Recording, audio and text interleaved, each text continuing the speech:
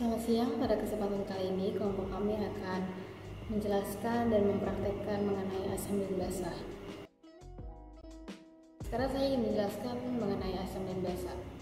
Asam dan basa memiliki 3 teori. Yang pertama ada teori Arrhenius. Menurut Arrhenius, asam adalah suatu zat yang jika dilarutkan ke dalam air maka akan menghasilkan ion H+. Sedangkan basa adalah suatu senyawa yang jika dilarutkan ke dalam air akan menghasilkan ion H-. Teori ini memiliki beberapa kelemahan. Di antaranya, tidak dapat menjelaskan mengapa NH3 bersifat basa padahal tidak memiliki ion OH-, dan bahan pelarutnya hanya air saja. Selanjutnya yang kedua ada teori Brous-Clory. Menurut teori ini, asam adalah spesies yang berperan sebagai donor proton H+, sedangkan basa adalah spesies yang berperan sebagai akseptor dari proton H+. Yang ketiga ada teori Lewis. Menurut teori Lewis, asam adalah suatu senyawa yang menerima pasangan elektron, sedangkan basa adalah senyawa yang memberikan pasangan elektron. Nah, selanjutnya kita akan membahas tentang sifat-sifat larutan asam dan sifat-sifat larutan basa.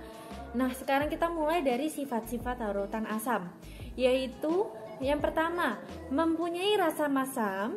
Yang kedua, jika dilarutkan ke dalam air, maka akan melepaskan ion OH+. Lalu yang ketiga, bersifat korosif terhadap logam. Yang keempat, dapat menetralkan basa. Yang kelima, dapat menghantarkan arus listrik atau asam kuat. Yang keenam, dapat mengubah lakmus biru menjadi merah. Yang ketujuh, memiliki pH kurang dari 7. Setelah kita membahas tadi sifat-sifat larutan asam, lalu kita akan membahas tentang sifat-sifat larutan basa. Yang pertama itu adalah terasa licin jika terkena kulit. Yang kedua, dapat menghantarkan arus listrik basa kuat.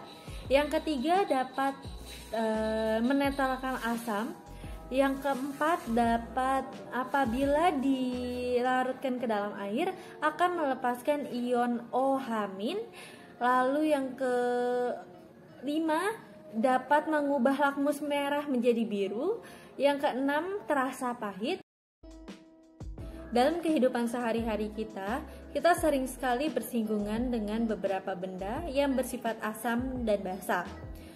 Kalau yang asam itu kita sering bersinggungan dengan jeruk yang mengandung asam sitrat, keju yang mengandung asam laknat, pengawet makanan yang mengandung asam benzoat, pupuk dan peledak yang mengandung asam nitrat, lalu ada cairan cuka yang mengandung asam asetat.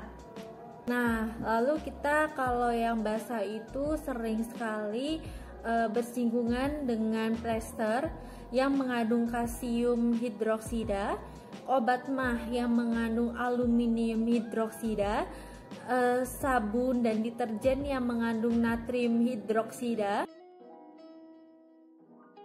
Saya Hendrisya Samban, absen 13 dari 11 MIPA 2, dan sekarang saya akan menjelaskan tentang indikator asam basa.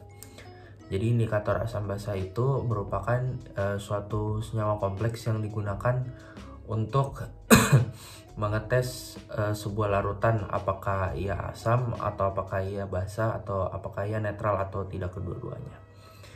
Dan perubahan yang ditunjukkan atau yang dapat kita lihat untuk menentukan sebuah larutan yang akan dites itu asam atau basa adalah dari perubahan warnanya ketika indikator-indikator yang sebentar lagi akan saya sebutkan itu direaksikan dengan larutan yang akan dites. Jadi indikator-indikator asam basa ini itu ada beberapa jenis. Yang pertama itu ada indikator alami. Indikator alami itu merupakan indikator yang berasal dari alami atau dari alam. Yang pertama ada beberapa tanaman yaitu seperti kol ungu, kulit manggis, dan kunyit dan sebagainya, masih banyak lagi. Lalu reaksi yang akan ditimbulkan ketika ekstrak-ekstrak tanaman ini direaksikan dengan larutan yang akan dites itu adalah perubahan warna seperti yang tadi saya jelaskan pada awalnya. Lalu yang kedua kita ada kertas lakmus. Ini adalah larut indikator yang bisa dibilang paling efisien dan paling murah dan paling tepat, praktis.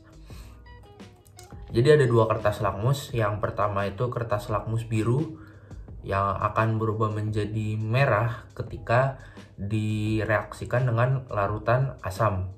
Lalu ada kertas lakmus merah yang akan berubah menjadi warna biru ketika direaksikan dengan larutan basah. Lalu jika kedua kertas lakmus ini dites dengan larutan yang tidak mengandung asam atau basa atau bisa kita sebut netral, maka kertas lakmus ini tidak akan berubah warna sama sekali atau tetap pada warna awalnya. Lalu yang ketiga ada larutan indikator. Jadi larutan indikator ini berupa cairan yang digunakan pada larutan-larutan yang sifat pembawaannya itu adalah asam atau basa. Kalau untuk netral agak susah untuk dilihat perubahannya. Jadi contoh-contohnya di sini ada bromtimo biru atau BTB, lalu ada phenolphthalein atau PP, lalu ada metil jingga dan metil merah. Dan alat yang indikator-indikator yang akan kami gunakan dalam praktikum ini adalah kertas lakmus, dan berikutnya akan dilanjutkan oleh teman saya. Selamat pagi semuanya, perkenalkan nama saya Timothy Marpaung dari kelas 11 MIPA 2, absen 28, ingin melakukan percobaan asam dan basa. Di sini ada cuka, sabun, sama ini air jeruk nipis. Saya menggunakan lakmus merah sama lakmus biru. Yang pertama kita cobain pada jeruk nipis dulu menggunakan lakmus merah.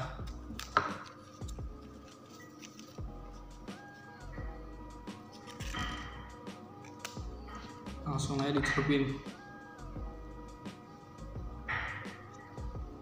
Sini warnanya nggak berubah kalau pakai lakmus biru sekarang.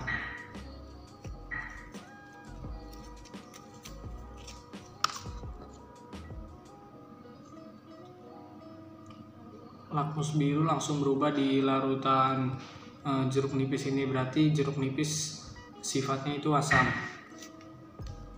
Sekarang pakai sabun, pakai lakmus biru dulu.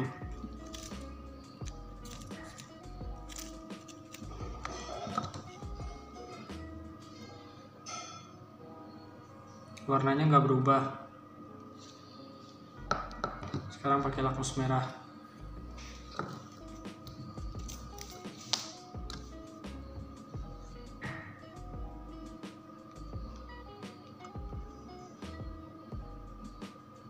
Warnanya sih agak biru-biruan, mungkin ini kurang lama.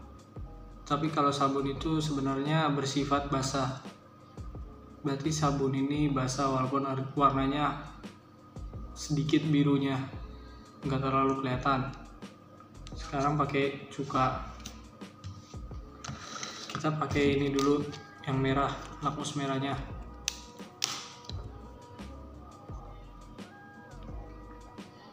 Tidak berubah, warnanya tidak berubah. Sekarang pakai lakmus biru.